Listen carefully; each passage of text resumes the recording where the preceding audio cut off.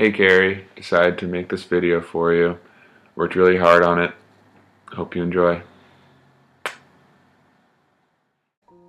This story begins with me sitting on my couch on Tinder. I had always seen Tinder as a joke.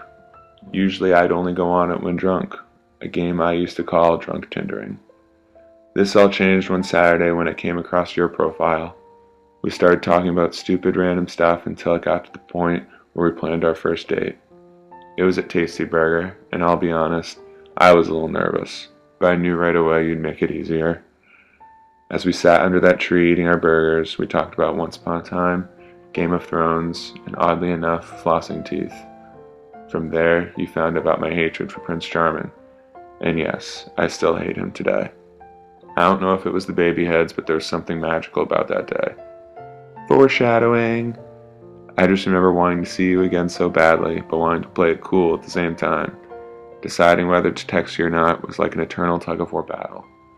But we did see each other again, and to no one's surprise, you initiated the second date. Over the next several weeks, we saw Neon Trees, How to Train Your Dragon 2, and you even introduced me to the gloriousness that is Sean Bean losing his head. We even started a little game to figure out who had done more and been to more places in the world.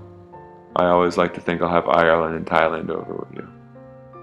Doing these things with you and being with you made me so happy that I remember fast walking and running to your apartment all the time to get there faster. Not even the occasional cramp stopped me. And then, one of my favorite nights yet with you happened. It was the night of the fireworks. I remember watching them from the common with you as they lit up the night sky. Being there with you that night truly was the happiest I had been in a while. Not even the rain on the walk home could have dampened that night. We had only a few more weeks of bliss until that fateful day where you had to pack up your things and go home to Philly. From there, I had to wait a long couple weeks to see you again. All I had were the great memories that we made in the short time we shared together. But we did reunite in the Big Apple. I loved meeting your friends, seeing Kiki Boots, and having our nightcap in Bryant Park. I remember wishing that we could all just stay there forever. It was such a great day that just made the next few months even harder. And so the distance between us increased as you moved down to Florida to be with Mickey. It was really tough, but through talking on the phone and Skyping, it made it a little easier. In fact, even though the distance between us increased, I think we got a little closer. It still did not help the time to pass though. But after 3.5 very long months of waiting, we were both rewarded with the best weekend ever. From meeting Jack Sparrow all the way to our great day at Universal, nothing made me happier than being there with you. That was the best birthday gift of all.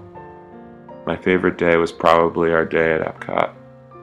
I loved sharing drinks and going around the world with you. Even that terrible sake in Japan couldn't have brought me down. And so we settled down in England and looked out at the lake to experience probably the best fireworks show I've ever seen.